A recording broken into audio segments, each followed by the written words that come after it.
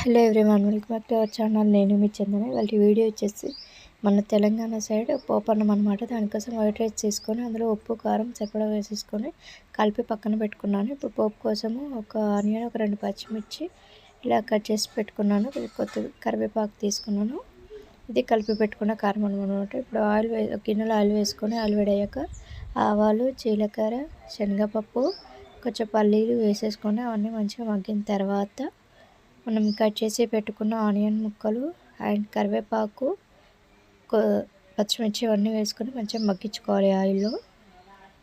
అందులో కొంచెం పసుపు కూడా వేసాను. పసుపు వేసిన తర్వాత ఇలా మంచిగా మగ్గిన తర్వాత మనం కలిపి పెట్టుకున్న కారం అన్నం వేసేసుకుంటే మన పప్పు రెడీ అయిపోయినట్టు అండి. ఆ అన్నాన్ని మంచిగా వేడయ్యేదాకా కలుపుకుంటూ వెయిట్ చేసుకోవాలి ఆ పోపులోనే. అంతే, మన పప్పనం ready. Thank you for watching. Please support me.